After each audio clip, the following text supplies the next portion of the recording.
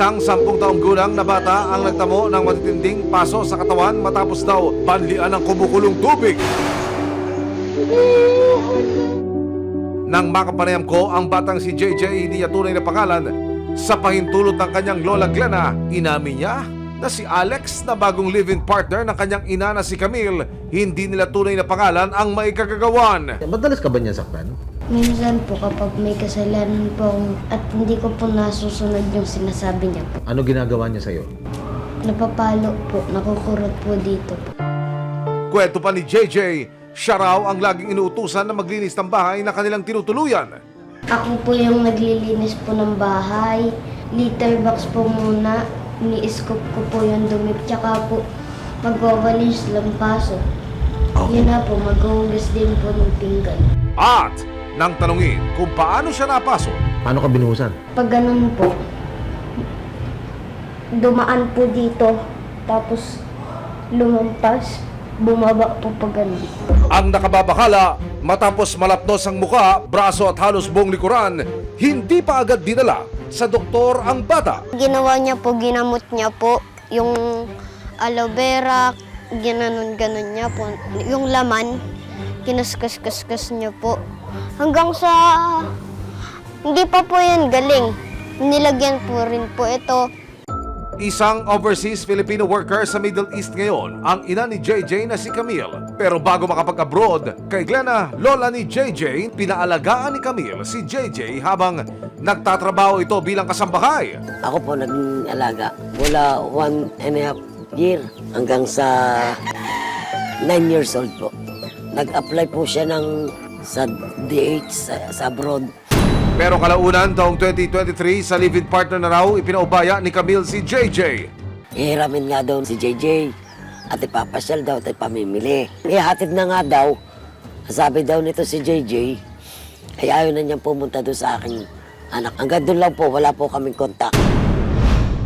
Kaya naman hindi rin daw lubos akalain ng lola ng bata na makalipas ang ilang buwan na walang kontak sa kanyang apo ay makatatanggap siya ng isang malungkot na balita. May 23, tumawag yung aking anak na nasa may kawayan at nag-iiyak. Kung ayaw pa pong ipaalam. Ako po kasi may sakit sa puso eh. At pumilit po ako sabi sa akin ng anak ko nga kaya nyo ba? Sabi ko, oo, kaya ko, bakit baka?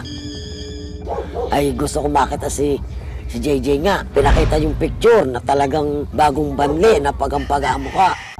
Isang 10 taong gulang na bata sa General Trias, Cavite, nalapnos ang balat sa muka, braso at likod matapos daw banlian ng kumukulong tubig. Ang kanyang tinuturo ang bagong live-in partner ng kanyang nanay na OFW. Nang makarating sa lola ng bata na si Glena ang balita, dali-dali siyang tumakbo mula Laguna papuntang Cavite. At nang makita ni Glena ang apo na nooy nasa kustudiya na ng mga taga-barangay at pulis. Awa ko dun sa bata. Siyempre, hindi ko nga pinapalo yung bata. Tapos maanong ko na ganyan na. Sabi ko, sobra para sa dista. Pero dahil hindi pa napipirmahan ng doktor ang medical legal, hindi agad nakapagsampa ng kaso si Glena noon. Ang paliwanag ng CSWD ng General Trias, Cavite. Na-inform naman po yung family na willing naman na i-assist sila. So doon lang po kami nagkaroon ng miscommunication sa part na sa pagre-release po ng medical legal. Para magkaroon ng linaw sa totoong nangyari kay JJ, kinausap ng resibo si Alex. Aminado siyang dinidisiplina niya ang bata, pero giit niya, aksidente lang daw ang nangyari kay JJ. Nanonood daw ng cellphone ko. So, ito is hagdanan, nakaharap ako doon. And yung kitchen po is nandito. Hindi ko nakita yung nangyari kasi sigaw lang po yung narinig ko. Yan po yung nangyari. Pero si Glena hindi tinanggap ang sinasabi ni Alex. Hindi naniniwala na aksidente lang po yun nangyari.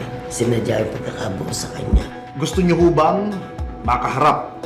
Yun yung kabilang poder. Okay lang po mag-usap. Narito naman ako. Sa kauna-unahang pagkakataon, magkakaharap na sina Glena at Alex para magkaliwanagan na tungkol sa sinapit ni JJ. Kayo ko ba may kinalaman dito sa sinapit ng bata ko? Wala po. Hindi ko magagawa na yun. Hindi ko magagawa Ano yun. nangyari? Hindi ko magagawa yan. Pinrainwash nyo eh. Huwag mabibili naman hindi ko nakikita yung anak ko. Yung apo ko. Bakit? Hindi ko nakausap. Ang una- Ano kung mabe-brainwash? Sa kalagitnaan ng kanilang pag-uusap, Nay! Nay! Okay ka lang.